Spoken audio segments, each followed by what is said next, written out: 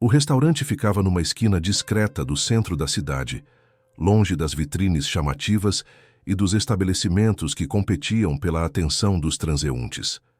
Não havia letreiro luminoso, apenas uma placa de madeira escura com letras douradas desbotadas pelo tempo.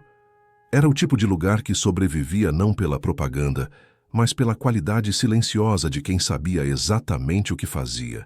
As mesas eram espaçadas o suficiente para que cada cliente tivesse sua própria bolha de privacidade, e a iluminação amarelada criava uma atmosfera de intimidade respeitosa.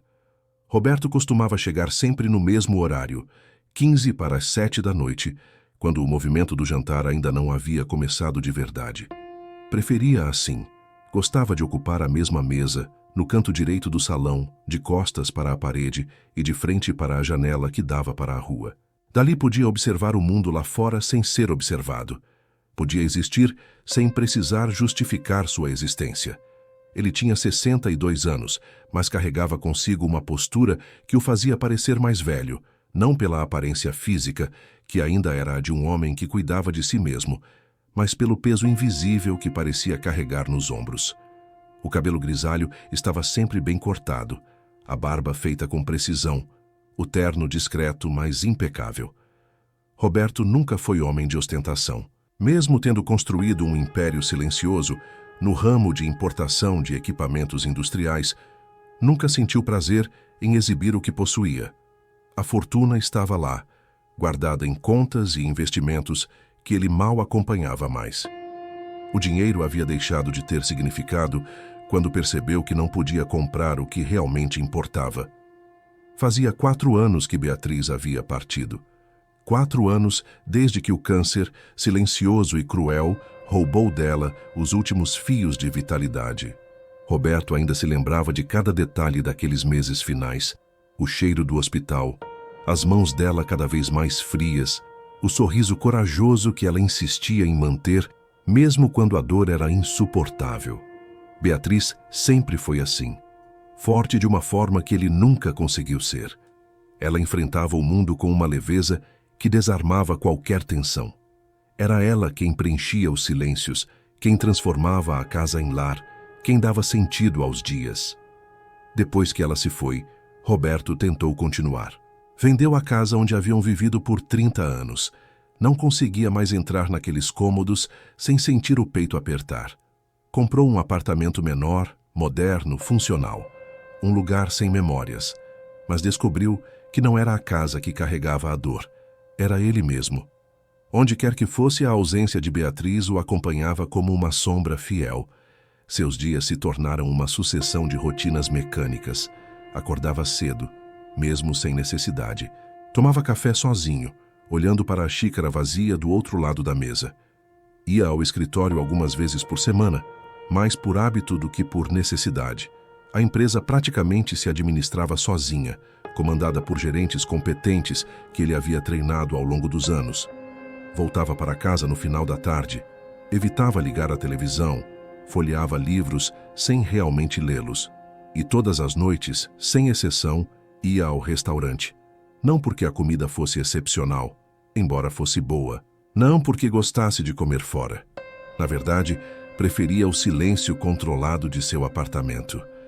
Ia porque era a única atividade que ainda exigia dele algum tipo de presença no mundo. Era a única hora do dia em que precisava sair, vestir-se, caminhar entre pessoas, lembrar-se de que ainda fazia parte da sociedade, mesmo que apenas como um observador distante. A garçonete que o atendia já sabia o que ele pediria. Um vinho tinto seco, um prato de massa ou peixe grelhado, água sem gás. Roberto agradecia com um aceno de cabeça. Raramente olhava nos olhos dela. Não por grosseria, mas porque não tinha energia para sustentar nem mesmo a cortesia superficial de uma conversa sem importância. Comia devagar, mastigando cada garfada com atenção excessiva, como se aquilo fosse uma tarefa que exigisse concentração total.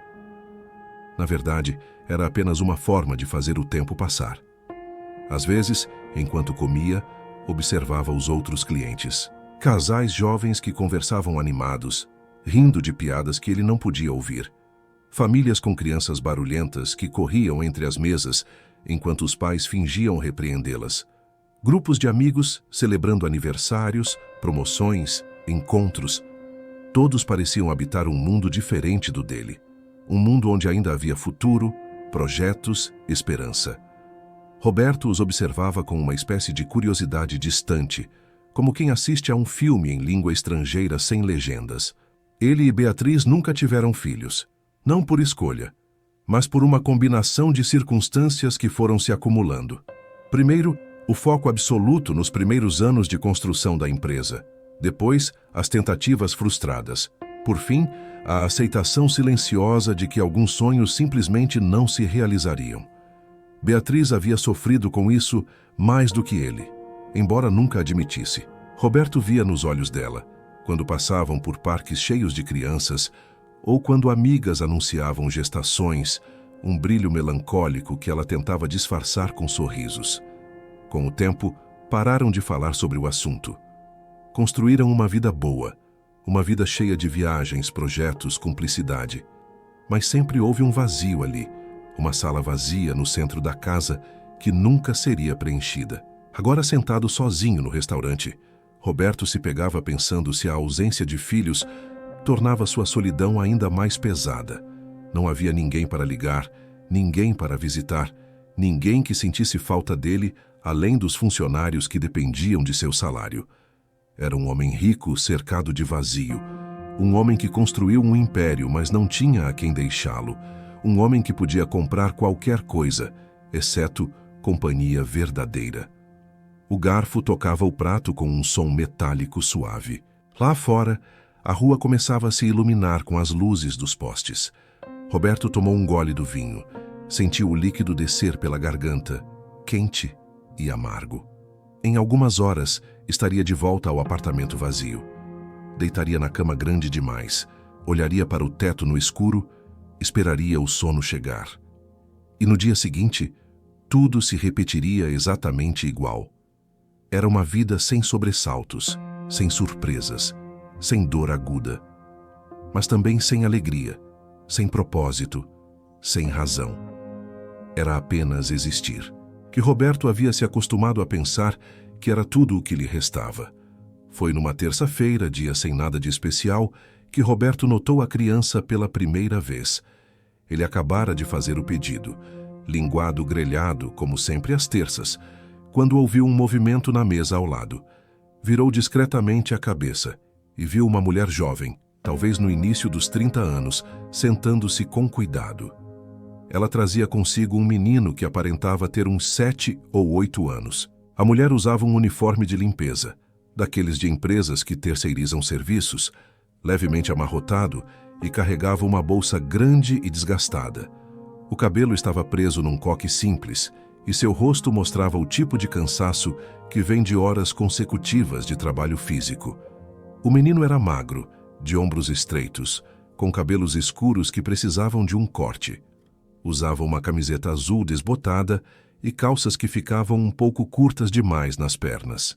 Mas o que chamou a atenção de Roberto foram os olhos do garoto, escuros, atentos, absorvendo cada detalhe do ambiente com uma curiosidade contida. Não era o tipo de curiosidade agitada das crianças que corriam pelo restaurante aos fins de semana. Era algo mais silencioso, mais observador, como se ele estivesse tentando entender as regras daquele lugar antes de ousar existir nele. A mulher pegou o cardápio com as 2 mãos, olhou os preços e Roberto viu seu rosto se contrair levemente. Ela não disse nada, mas a expressão dizia tudo. Estava calculando mentalmente, pesando opções, tentando decidir o que poderiam pagar sem comprometer o orçamento apertado do mês. O menino olhava para ela, quieto, esperando. Não pediu nada, não reclamou.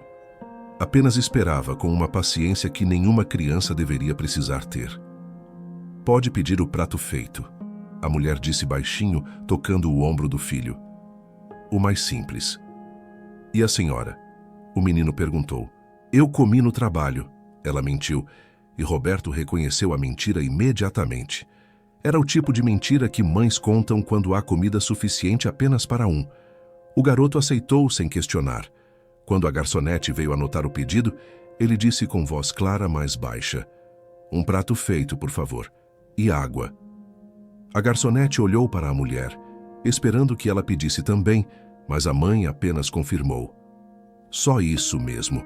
Roberto voltou os olhos para seu próprio prato, tentando não parecer intrometido, mas alguma coisa dentro dele se mexeu. Não era pena.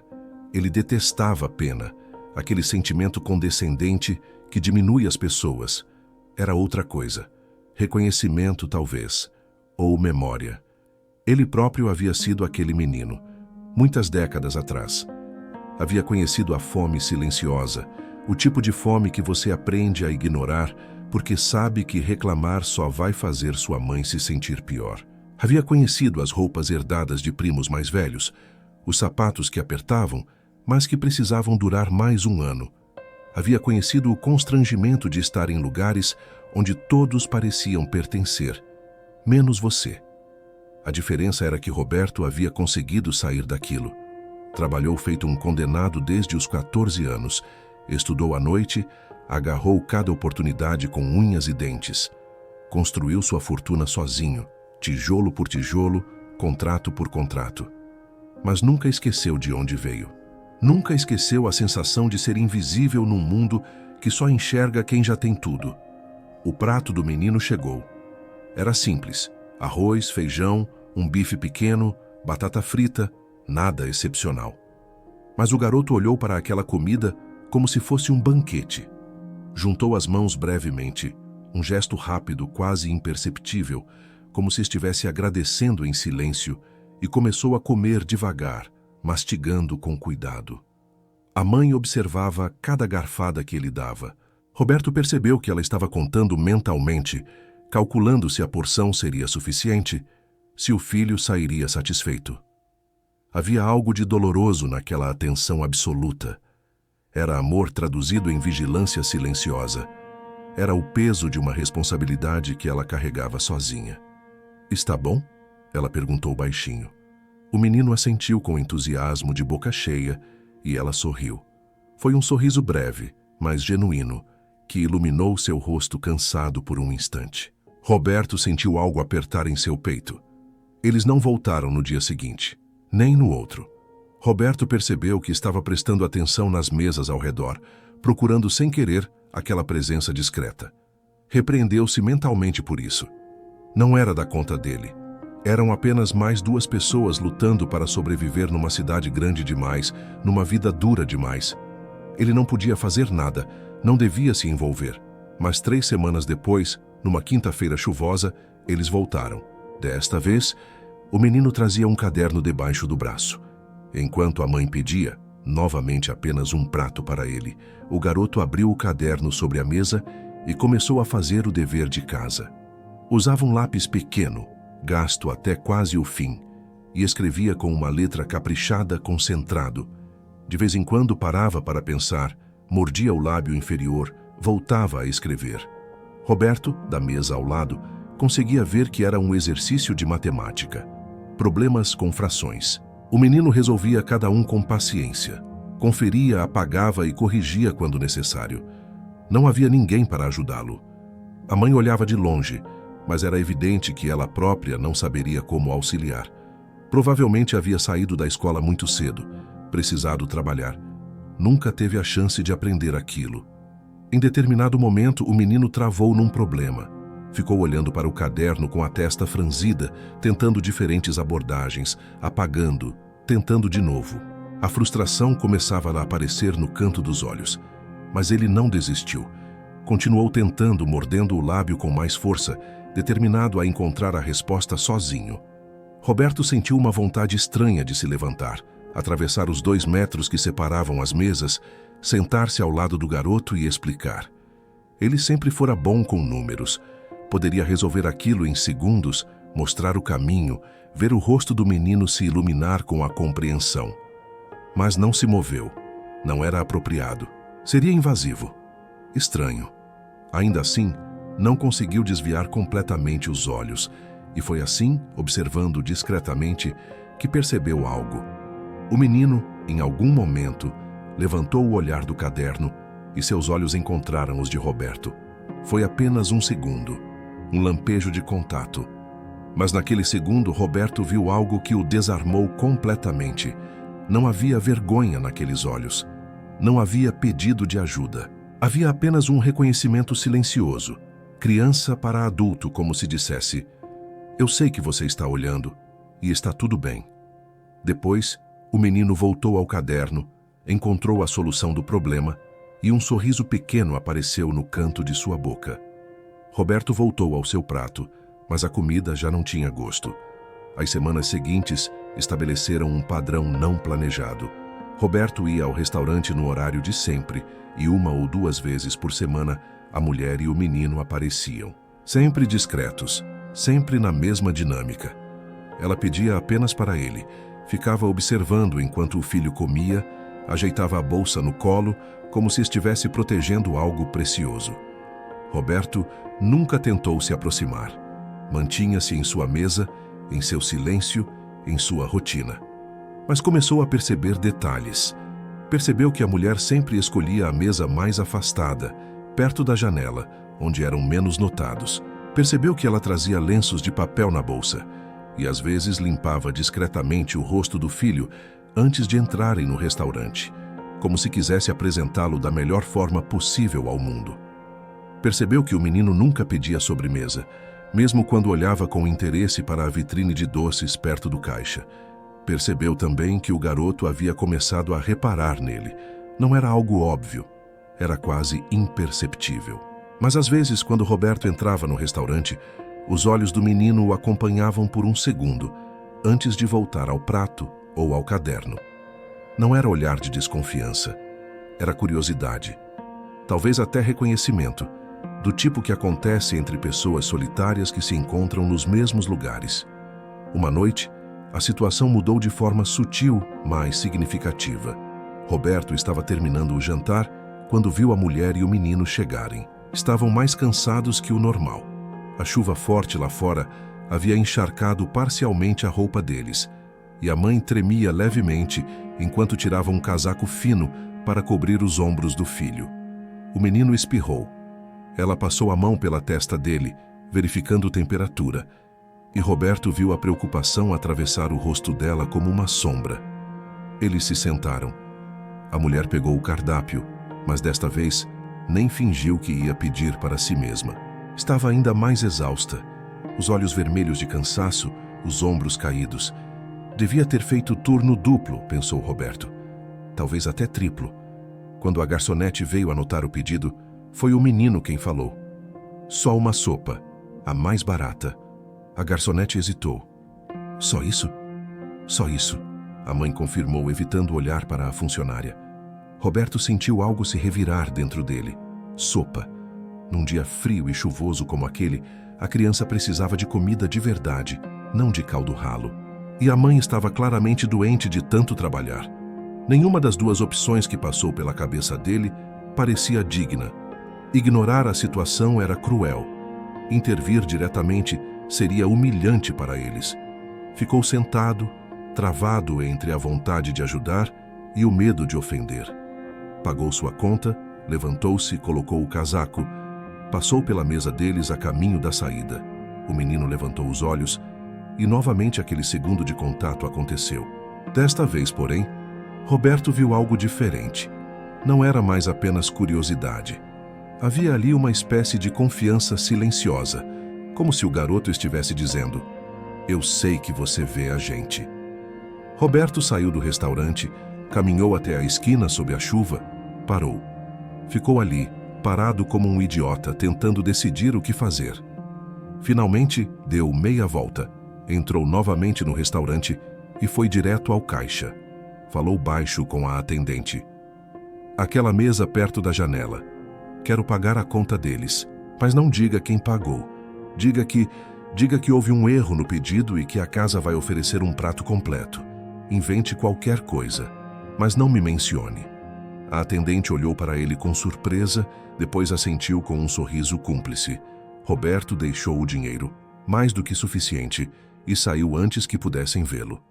Caminhou sob a chuva até seu carro, sentou-se no banco molhado e ficou ali por longos minutos, tremendo, não de frio, mas de uma emoção que não sabia nomear. Não voltou ao restaurante pelos próximos 3 dias. Sentia-se ridículo, invasivo, como um velho sentimental interferindo onde não devia. Mas no 4º dia, não resistiu. Voltou. Eles não estavam lá naquela noite, nem na seguinte, e Roberto se pegou genuinamente preocupado. Estariam bem? A criança teria adoecido? A mãe teria perdido o emprego? Quando finalmente os viu novamente, uma semana depois, sentiu um alívio desproporcional. Estavam bem. O menino parecia até mais animado, contando algo para a mãe com gestos das mãos, enquanto ela sorria cansada.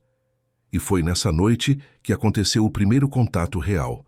O menino levantou-se da mesa para ir ao banheiro. No caminho de volta, passou pela mesa de Roberto. E parou. Simplesmente parou ali, a 1 metro de distância, olhando para ele. Roberto levantou os olhos do prato. Os dois se encararam por um momento que pareceu durar muito mais do que realmente durou. "Boa noite", o menino disse. Voz baixa, mas firme. "Boa noite", Roberto respondeu, surpreso com a própria voz trêmula. O garoto continuou olhando para ele como se quisesse dizer mais alguma coisa, mas não soubesse como. Então, simplesmente deu um pequeno sorriso, tímido, mas genuíno, e voltou para a mesa da mãe. Roberto ficou paralisado. Aquele sorriso tinha atravessado algo dentro dele. Algo que estava fechado havia muito tempo. Pela primeira vez em 4 anos, Roberto saiu do restaurante sem sentir o peso absoluto da solidão. Naquela noite, Roberto não conseguiu dormir. Ficou deitado no escuro, olhando para o teto, com a imagem daquele sorriso gravada na memória. Não era um sorriso espetacular. Não tinha nada de especial.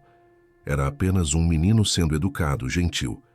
Mas havia algo nele, uma pureza, uma sinceridade, que mexeu com camadas de sentimentos que Roberto acreditava estarem enterradas para sempre. Levantou-se da cama por volta das 3 da manhã, foi até a cozinha, serviu-se de um copo d'água.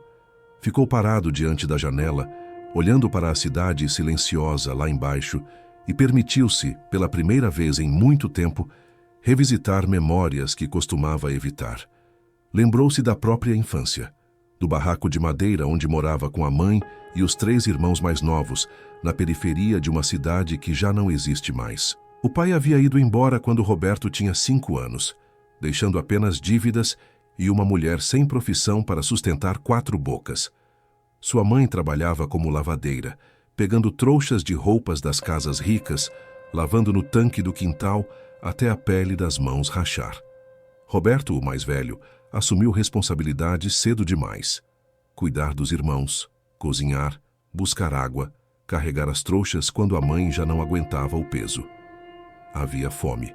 Não a fome de quem pula uma refeição, mas a fome que vira companheira constante, que te ensina a ignorar o estômago doendo, que te faz agradecer por um pão duro. Havia frio, nos invernos em que o cobertor não era suficiente, e eles dormiam abraçados para se aquecer.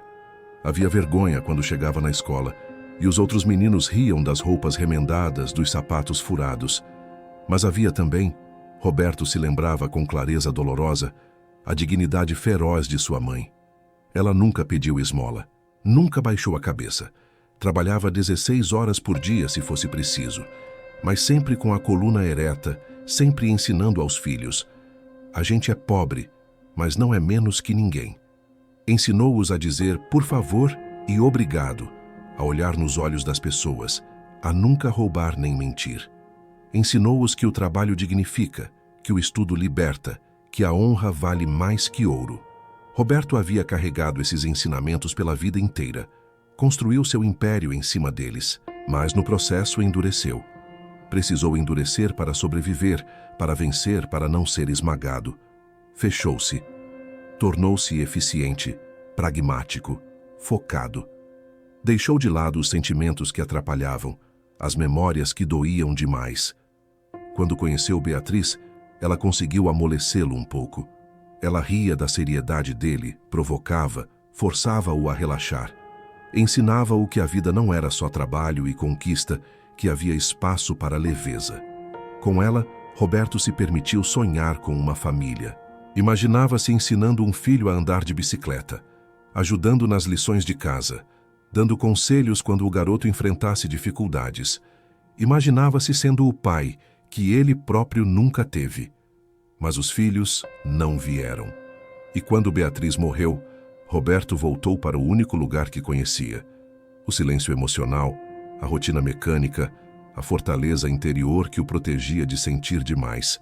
Até aquela noite no restaurante, quando um menino desconhecido disse "boa noite" e sorriu. Roberto voltou para a cama, mas continuou sem sono. Ficou pensando no garoto, na mãe dele, na luta silenciosa que os dois travavam todos os dias apenas para comer, para ter um teto, para sobreviver. Viu neles um reflexo distorcido de si mesmo, ou melhor, de quem ele havia sido antes de construir tudo o que tinha agora. E pela primeira vez em anos, Roberto sentiu algo que não era simplesmente dor ou vazio. Sentiu um incômodo produtivo, uma inquietação que pedia a ação. Sentiu que talvez, apenas talvez, ainda houvesse algum propósito em sua vida, além de simplesmente esperar o tempo passar. Nos dias seguintes, pegou-se pensando no menino constantemente. Enquanto revisava relatórios no escritório, enquanto assinava contratos, enquanto olhava pela janela do apartamento, pensava naqueles olhos atentos, naquela paciência impossível para uma criança, naquela educação que só vem de uma mãe que, apesar de tudo, ainda tem forças para ensinar valores. Não era obsessão, era reconhecimento. Era como olhar para uma versão de si mesmo que ainda podia ser ajudada, ainda podia ser salva do caminho duro que ele próprio havia percorrido. Mas como ajudar sem invadir? Como oferecer sem ofender? Roberto sabia que orgulho e dignidade eram, muitas vezes, as únicas coisas que pessoas pobres ainda possuíam. Sabia porque ele próprio havia sentido aquilo na pele. A humilhação de receber caridade, mesmo quando vinha de boa vontade. Sabia que não podia simplesmente chegar com dinheiro na mão e resolver tudo. Isso não resolveria nada. Apenas transformaria o garoto em mais um dependente, em mais alguém que aprende a esperar em vez de conquistar. E, no entanto, não podia simplesmente continuar olhando. Não podia fingir que não via. Não agora que já tinha visto. Roberto não tinha respostas. Apenas perguntas que o mantinham acordado, inquieto, vivo de uma forma que não se sentia há anos. E então, numa terça-feira comum, tudo mudou. Foi um dia como outro qualquer. Roberto chegou ao restaurante no horário habitual, cumprimentou a garçonete com um aceno discreto, sentou-se em sua mesa de sempre, pediu o de costume, abriu um livro que trouxera, mais para ter algo nas mãos do que para realmente ler. A mãe e o menino não estavam lá quando ele chegou. Roberto tentou não pensar nisso, mas se pegou olhando para a porta cada vez que alguém entrava. 40 minutos depois, quando Roberto já estava na sobremesa, um pudim simples que sempre pedia às terças, eles apareceram. Mas algo estava diferente. A mãe entrou apoiando-se no ombro do filho. Caminhava com dificuldade, arrastando levemente o pé esquerdo. O rosto estava ainda mais pálido que o normal, e ela apertava uma das mãos contra o lado direito das costelas, como se algo doesse ali. O menino a guiava com cuidado, segurando firme, olhando para cima constantemente para ter certeza de que ela estava bem. Conseguiram chegar até a mesa. Ela se sentou com um suspiro de alívio e dor. Fechou os olhos por um momento. O garoto ficou em pé ao lado dela, a mão ainda segurando o ombro da mãe. "Eu estou bem", ela disse, mas a voz saiu fraca. "A senhora precisa comer alguma coisa", o menino insistiu, com uma preocupação que nenhuma criança deveria precisar carregar. "Não tenho fome, filho." "Mas a senhora não comeu nada desde ontem de manhã." Roberto ouviu a conversa sem querer.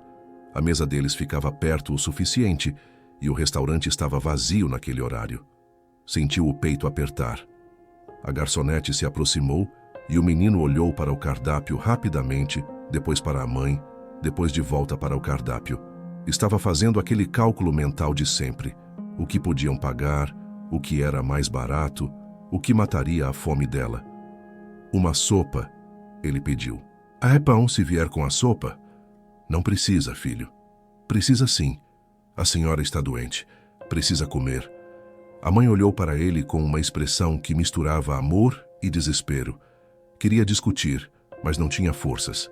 Apenas assentiu, derrotada. A sopa chegou. Ela comeu devagar, com esforço, cada colherada parecendo exigir uma força que ela mal tinha. O menino ficou observando, contando mentalmente cada vez que ela levava a colher à boca, garantindo que ela realmente comesse. Roberto não conseguia mais fingir que não via. Estava com o livro aberto nas mãos, mas não lia uma palavra. Os olhos fixos naquela cena, uma criança cuidando da mãe, invertendo papéis que não deveriam ser invertidos. Quando ela terminou metade da sopa, empurrou o prato para o filho. Toma o resto, eu já estou satisfeita. Não, senhora, é da senhora. Eu disse que estou satisfeita. Come. O menino hesitou, depois obedeceu. Comeu o resto da sopa em silêncio. Mas Roberto viu nos olhos dele que ele sabia. Sabia que a mãe ainda estava com fome, sabia que ela tinha mentido, sabia que estava sendo forçado a comer porque ela não suportava a ideia de ele ficar sem comida.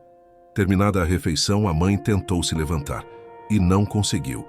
As pernas cederam e ela caiu de volta na cadeira com um gemido abafado. O menino se assustou, segurou o braço dela.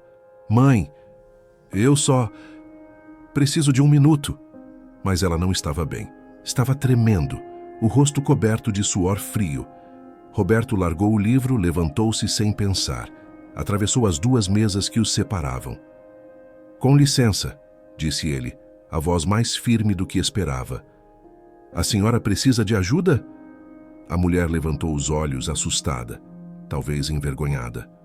Tentou sorrir, minimizar. Não, obrigada. Eu só me levantei rápido demais. Roberto olhou para ela, depois para o menino. O garoto tinha os olhos fixos nele, cheios de uma súplica silenciosa. Por favor, ajude. A senhora está doente, Roberto disse, não como acusação, mas como constatação gentil. Precisa ver um médico. Eu vou ficar bem. Só preciso descansar. Mãe caiu no trabalho hoje, o menino disse de repente, a voz trêmula. Bateu a costela, mas disse que não podia ir no hospital porque senão perdia o dia. A mulher olhou para o filho com uma mistura de surpresa e desespero. Filho, é verdade, não é? O menino insistiu e havia lágrimas começando a se formar nos olhos dele. A senhora está doendo, eu sei que está. Roberto sentiu algo se partir dentro dele. Olhou ao redor. A garçonete observava a cena, preocupada. Mais ninguém no restaurante. Por favor, Roberto disse, e sua voz saiu mais suave do que imaginava ser capaz. Me deixe chamar um médico, ou pelo menos levá-las a um pronto-socorro. Eu tenho carro. Não vai custar nada para a senhora. A mulher balançou a cabeça teimosa. Eu não posso aceitar. O senhor nem me conhece. Não precisa me conhecer. Só precisa de ajuda. E eu posso ajudar. Eles se olharam. Roberto viu no rosto dela a luta interior. O orgulho batalhando contra a necessidade. A vergonha batalhando contra a dor. Finalmente foi o menino quem decidiu. Por favor, mãe, deixa ele ajudar. E ela cedeu. Não porque quis, mas porque não tinha mais escolha. Roberto ajudou-a a se levantar. Segurou o braço dela com firmeza. Ela era leve demais, pensou. Trabalhava demais e comia de menos. Pagou a conta de ambos sem que ela percebesse. Fez um sinal para a garçonete. Guiou mãe e filho até o carro. Dirigiu até o hospital mais próximo. Não o público, que teria filas intermináveis, mas um particular que ele conhecia. Durante o trajeto, ninguém falou muito. A mulher estava encostada no banco, os olhos fechados, tentando controlar a dor. O menino sentado atrás, inclinado para a frente, a mão no ombro da mãe. No hospital, Roberto usou seu nome para acelerar o atendimento. Exames foram feitos. Costela fraturada, disseram os médicos. Nada gravíssimo, mas precisaria de repouso e medicação para a dor. Nada de trabalho físico por pelo menos 3 semanas. Quando o médico saiu, a mulher desabou. Não em lágrimas, mas em puro desespero silencioso. 3 semanas sem trabalhar significava 3 semanas sem salário. Significava não pagar o aluguel. Significava não comer. Eu não posso parar, ela murmurou. Eu não posso. Roberto ficou ali, parado, sem saber o que dizer. O menino segurava a mão da mãe, tentando ser forte, mas as lágrimas escorriam pelo rosto dele. E foi nesse momento que aconteceu. O garoto soltou a mão da mãe, levantou-se da cadeira, caminhou até Roberto. Parou diante dele, levantou os olhos, aqueles olhos escuros, cheios de medo e esperança e uma confiança inexplicável, e disse com uma voz trêmula mas clara: "Posso chamar você de pai?" O silêncio que se seguiu foi absoluto. O mundo inteiro pareceu parar. Roberto ficou completamente imóvel, olhando para aquela criança, sem conseguir processar o que acabara de ouvir. O menino continuou, as palavras saindo em um fluxo desesperado. "Eu sei que o Senhor não me conhece. Eu sei que a gente é nada para o Senhor. Mas eu vi como o Senhor olha para a gente. Não é olhar de pena, é olhar de quem entende. E eu preciso de alguém. Minha mãe precisa de alguém. E eu não tenho pai. Nunca tive. Mas se eu tivesse, eu queria que fosse alguém como o Senhor. Alguém que fica quieto, mas presta atenção. Alguém que ajuda sem fazer a gente sentir pequeno." As lágrimas escorriam livremente agora, mas o menino não desviava o olhar. "Então, posso? Posso chamar você de pai?" Roberto não conseguiu responder. Não porque não quisesse, mas porque a garganta estava completamente fechada. Algo imenso, avassalador, havia explodido dentro do peito dele. Era dor e alegria misturados de uma forma que ele não sabia que era possível. Era todas as feridas antigas se abrindo de uma vez, e ao mesmo tempo, todas as esperanças perdidas voltando à vida. Ele se ajoelhou. Ficou na altura do menino. E pela primeira vez em 4 anos, desde que Beatriz fechou os olhos pela última vez, Roberto chorou. Chorou sem som, sem controle, sem vergonha. Lágrimas grossas escorrendo pelo rosto, molhando a barba grisalha. E quando finalmente conseguiu falar, a voz saiu estrangulada, rouca. "Pode." E puxou o menino para um abraço. O garoto se agarrou nele como se estivesse se agarrando à salvação. E Roberto sentiu o corpo pequeno tremer contra o dele. Sentiu as lágrimas do menino molhando seu ombro. Atrás deles, a mãe observava a cena com as mãos no rosto, chorando também, sem saber se aquilo era real ou um sonho delirante provocado pela dor. Mas era real, dolorosamente, maravilhosamente real. Roberto não soltou o menino imediatamente. Ficaram ali, abraçados no corredor do hospital, enquanto enfermeiras passavam apressadas e outros pacientes esperavam nas cadeiras de plástico ao redor. O mundo continuava girando, indiferente, mas para aqueles dois, o homem de 62 anos que havia esquecido o que era sentir necessário e o menino de 8 que nunca soube o que era ter alguém além da mãe, o tempo havia parado completamente. Quando finalmente se separaram, Roberto limpou o rosto com as costas da mão, envergonhado das próprias lágrimas. O menino também enxugou os olhos, fungou, tentou sorrir. Era um sorriso torto, trêmulo, mas carregava dentro dele uma esperança tão pura que Roberto sentiu o peito apertar novamente. Ele olhou para a mãe do garoto. Ela ainda estava sentada na cadeira, pálida, segurando as costelas com uma mão e limpando as lágrimas com a outra. Os olhos dela encontraram os de Roberto, e havia ali um misto de gratidão, medo e desconfiança. Gratidão pela ajuda, medo do que aquilo poderia significar, desconfiança de que as coisas boas nunca vêm sem preço. Roberto se aproximou devagar, como quem se aproxima de um animal ferido. Ajoelhou-se ao lado da cadeira dela, ficou na mesma altura. "Eu não quero assustá-la", ele disse baixinho. "E eu entendo se a senhora não confiar em mim. A gente se vê há semanas no restaurante, mas somos praticamente estranhos. Eu sei, mas..." Ele parou, escolhendo as palavras com cuidado. "Eu não tenho segundas intenções. Eu vi vocês. Vi a luta de vocês. E eu já fui aquele menino. Já fui a criança que tinha fome, que precisava ser forte demais, cedo demais. E ninguém me ajudou. Ninguém estendeu a mão. Eu consegui sozinho, mas foi duro, muito duro. E eu não quero que ele passe por isso. A mulher o olhava com os olhos arregalados, tentando entender. Roberto continuou. Eu não estou oferecendo caridade. Não estou tentando comprar vocês. Só quero ajudar. Do jeito que alguém deveria ter me ajudado quando eu tinha a idade dele. Ela ficou em silêncio por um longo momento. Depois perguntou, a voz fraca. Por quê? Por que a gente?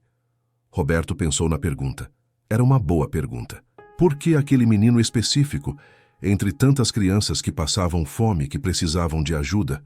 Não tinha uma resposta lógica, tinha apenas a verdade. Porque ele olhou para mim, Roberto disse, e eu vi. Não sei explicar o quê, mas vi. A mãe engoliu em seco, depois assentiu devagar. Não era uma concordância completa, não era confiança total, mas era uma abertura, talvez. E por enquanto, era o suficiente. Nas semanas seguintes, Roberto fez questão de não invadir. Não apareceu na casa deles, nem sabia onde moravam. Não ofereceu dinheiro direto, sabia que seria recusado. Em vez disso, agiu com cuidado, com respeito, com paciência. Pagou discretamente as despesas médicas da mãe do menino, fazendo parecer que o hospital tinha algum programa de assistência. Conseguiu, através de contatos, um trabalho menos pesado para ela, serviços administrativos em vez de limpeza, algo que permitisse que a costela cicatrizasse adequadamente sem que ela perdesse a renda. E começou muito devagar a construir uma presença na vida deles. Não todos os dias, não de forma invasiva, mas às vezes, quando ia ao restaurante e encontrava mãe e filho lá, sentava-se à mesa com eles, conversavam. Coisas simples, como tinha sido o dia, o que o menino estava aprendendo na escola, como a mãe estava se sentindo. O garoto, que se chamava Miguel, Roberto descobriu, começou a se abrir. Contava sobre a escola, sobre os colegas, sobre os livros que gostava de ler na biblioteca. Tinha uma inteligência viva, curiosa. Fazia perguntas sobre tudo. Como as coisas funcionavam, por que o céu era azul, o que Roberto fazia no trabalho. Roberto respondia com paciência, com atenção genuína. E no processo, percebeu que estava redescobrindo o prazer de ensinar, de compartilhar conhecimento, de ver os olhos de alguém se iluminarem com compreensão. A mãe de Miguel, chamava-se Sandra, foi mais difícil de conquistar. Mantinha-se educada, mas distante, sempre vigilante, sempre pronta para recuar se percebesse qualquer sinal de perigo. Roberto não a culpava. Ela estava protegendo o filho. Estava protegendo a si mesma, tinha todo o direito de desconfiar. Mas lentamente, muito lentamente, até ela começou a baixar a guarda. Começou a sorrir quando Roberto contava histórias da própria infância. Histórias engraçadas de trapalhadas que fazia quando era criança, de trabalhos malucos que tinha feito para ganhar dinheiro. Começou a aceitar pequenos gestos. Quando Roberto oferecia carona em dias de chuva, quando trazia um livro que achou que Miguel iria gostar, quando pagava o jantar insistindo que era aniversário dele, mesmo não sendo, e que tradição mandava que o aniversariante pagasse para os amigos. Amigos. A palavra ressoou estranha, mas boa, quando Roberto a usou pela primeira vez. Fazia tanto tempo que não tinha amigos, que não tinha ninguém além de conhecidos e funcionários. Uma noite, depois do jantar, Miguel pediu para mostrar o dever de matemática a Roberto. Estava travado em um problema de geometria. Roberto se debruçou sobre o caderno, explicou passo a passo, com paciência, até que o menino entendeu. Quando Miguel resolveu o problema sozinho e olhou para cima com um sorriso enorme, Roberto sentiu algo que não sentia há décadas. Orgulho. Não de si mesmo, mas de outra pessoa. Orgulho de ver alguém crescer, aprender, conseguir. E naquele momento, enquanto Sandra observava de longe com um sorriso cansado mas genuíno, Roberto compreendeu algo fundamental. Ele não estava preenchendo um vazio na vida deles. Eles estavam preenchendo um vazio na vida dele. Parte 8. O presente que ninguém esperava. 3 meses depois daquele dia no hospital, Roberto tomou uma decisão. Pensou muito antes, pesou prós e contras, conversou, pela primeira vez em anos, com seu advogado. Queria ter certeza de que estava fazendo a coisa certa, do jeito certo. Numa sexta-feira à noite, depois do jantar no restaurante que tinha se tornado o ponto de encontro semanal dos três, Roberto pediu para conversar com Sandra. Miguel ficou entretido com um livro que Roberto havia dado a ele, uma edição ilustrada de A Ilha do Tesouro, e os dois adultos se afastaram alguns passos. Sandra, Roberto começou, e percebeu que estava nervoso. Eu queria falar uma coisa com você, e preciso que você saiba que não há pressão nenhuma. Se você disser não, está tudo bem. A gente continua amigos do mesmo jeito. Ela o olhou com curiosidade e um pouco de apreensão. O que foi? Roberto respirou fundo. Eu gostaria de pagar os estudos do Miguel. Uma escola particular. Boa. Não porque a pública seja ruim, mas porque eu sei que as oportunidades são diferentes. E ele é inteligente. Muito inteligente. Merece ter todas as chances possíveis. Sandra abriu a boca, depois fechou. Ficou em silêncio. Roberto continuou rapidamente. Não é caridade. Ele procurou as palavras certas. É investimento no futuro dele. E seria uma honra para mim poder fazer isso. Porque eu o considero importante. Considero vocês importantes. Os olhos de Sandra se encheram de lágrimas. Eu não posso aceitar isso. Ela sussurrou. É demais. Eu não tenho como retribuir. Não precisa retribuir. Não estou pedindo nada em troca. Só estou pedindo permissão para ajudar. Mas por quê? A voz dela saiu quebrada. Por que faria isso por a gente? Roberto olhou para Miguel, que estava absorto no livro, alheio à conversa. Depois olhou de volta para Sandra. Porque quando eu era criança, ele disse devagar, eu sonhava que algum dia alguém apareceria e me ajudaria. Alguém que visse que eu estava tentando, que eu me esforçava e que me desse uma chance. Isso nunca aconteceu. Eu tive que construir tudo do zero, sozinho. E funcionou, mas eu sempre me perguntei como teria sido se alguém tivesse me estendido a mão. Ele fez uma pausa. Então agora eu posso ser essa pessoa. Para ele. E eu quero ser. Não porque eu espero algo em troca, mas porque é a coisa certa a fazer. Sandra chorou. Não conseguiu segurar. Cobriu o rosto com as mãos e chorou. E Roberto ficou ali, quieto, dando a ela o espaço para sentir. Quando finalmente se recompôs, ela o olhou com uma mistura de gratidão e algo mais, algo que parecia respeito profundo. Se você fizer isso, ela disse, a voz firme apesar das lágrimas, eu quero que seja claro uma coisa. Eu continuo trabalhando. Continuo cuidando do meu filho. Continuo sendo a mãe dele. Você pode ajudar com a escola, mas o resto é comigo. Roberto sorriu. Não esperaria nada diferente. E então aconteceu algo que nenhum dos dois esperava. Sandra deu um passo à frente e abraçou Roberto. Um abraço rápido, quase formal, mas carregado de significado. Quando se afastou, havia nos olhos dela uma aceitação que não existia antes. Uma confiança. Obrigada, ela disse simplesmente. E Roberto, pela segunda vez em 3 meses, sentiu lágrimas escorrerem pelo rosto. Encerramento. O silêncio que cura 2 anos se passaram. Miguel estava agora com 10 anos, cursando uma escola particular, onde seu talento para matemática e ciências finalmente encontrou espaço para florescer. Continuava sendo o mesmo menino educado e observador, mas agora havia nele uma confiança que não existia antes.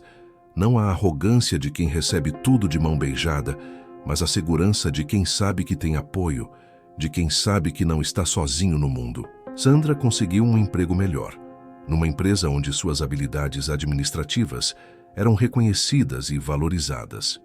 Não ganhava fortunas, mas o suficiente para manter a dignidade, para pagar o aluguel de um apartamento pequeno, mas digno, para comprar roupas novas para o filho sem precisar escolher entre isso ou comida. E Roberto havia mudado de maneiras que ele mesmo não esperava. Continuava indo ao restaurante, mas não mais sozinho. Às sextas-feiras, invariavelmente, Sandra e Miguel estavam lá. Jantavam juntos, conversavam sobre a semana, riam de piadas internas que tinham desenvolvido ao longo do tempo. Miguel mostrava as notas da escola, sempre excelentes, e Roberto o ouvia falar sobre projetos científicos, sobre livros que tinha lido, sobre sonhos de um dia estudar engenharia. Roberto não era oficialmente o pai do menino, não no papel, não legalmente, mas no que realmente importava, nos gestos, na presença, no cuidado, ele era. Era o homem que Miguel procurava quando tinha dúvidas sobre o dever de casa. Era quem o buscava na escola uma vez por semana e levava para tomar sorvete. Era quem estava presente nas apresentações escolares, nas reuniões de pais, nos momentos importantes. E Miguel, por sua vez, havia dado a Roberto algo que nenhum dinheiro poderia comprar. Um propósito, uma razão para acordar de manhã. Uma sensação de que a vida ainda tinha significado, ainda tinha futuro. Numa noite, já quase 2 anos depois daquela pergunta inicial no hospital, Roberto estava no apartamento preparando material para uma aula particular de física que daria a Miguel no dia seguinte. Ouviu a campainha tocar. Quando abriu a porta, encontrou o menino parado ali, sozinho. Miguel, o que aconteceu? Cadê sua mãe? Ela está em casa. Eu pedi para vir sozinho. Ela deixou. Roberto franziu a testa, preocupado. Está tudo bem? O menino assentiu, depois entrou quando Roberto fez um gesto convidativo. Ficou parado no meio da sala, como se estivesse juntando coragem para algo. Eu queria te dar uma coisa. Ele enfiou a mão no bolso e tirou um papel dobrado. Estendeu para Roberto, que o pegou com cuidado. Abriu. Era um desenho, feito com caneta colorida em traços infantis, mas caprichados. Mostrava 3 pessoas, uma mulher, um homem de cabelo grisalho e um menino. Estavam de mãos dadas. Em cima, escrito com letras grandes e cuidadosas, Minha Família. Roberto ficou olhando para aquele desenho, incapaz de falar. Eu sei que você não é meu pai de verdade, Miguel disse baixinho. E eu sei que minha mãe é só minha mãe, e você é você. Mas para mim a gente é família, e eu queria que você soubesse. Roberto ajoelhou-se como tinha feito naquele dia no hospital. Olhou nos olhos do menino. Para mim também, ele disse, e a voz saiu embargada. Para mim também vocês são minha família. Miguel sorriu, aquele sorriso que tinha o poder de iluminar o mundo inteiro de Roberto, e se jogou num abraço apertado. E ali, naquele apartamento que por tanto tempo havia sido apenas um espaço vazio, onde um homem esperava a morte, havia finalmente vida. Havia riso. Havia futuro. Roberto não voltou a comer em silêncio, não porque o silêncio tivesse desaparecido. Ainda havia momentos quietos, noites solitárias, memórias que doíam. Mas agora o silêncio não era mais absoluto. Agora havia intervalos de alegria. Havia vozes que enchiam os espaços vazios. Havia uma criança que o chamava de pai e que, com isso, tinha salvado a vida dele tanto quanto ele havia salvo a dela. Numa dessas noites, já tarde, depois que Miguel tinha ido embora, Roberto ficou sentado na poltrona olhando para o desenho agora emoldurado na parede. Pensou em Beatriz. Pensou em como ela teria amado aquele menino. Pensou em como ela estaria feliz em vê-lo finalmente vivendo de novo. Finalmente permitindo-se sentir. E pela primeira vez desde que ela partiu, Roberto sentiu que estava tudo bem. Que a dor da perda ainda estava ali, mas não era mais tudo o que existia. Que era possível carregar a memória de quem amamos enquanto construímos novos laços, novas histórias. Que era possível, mesmo depois de tanto vazio, encontrar sentido novamente. Que nunca é tarde demais para ser necessário, para importar, para amar. Roberto fechou os olhos e pela primeira vez em 4 anos dormiu em paz.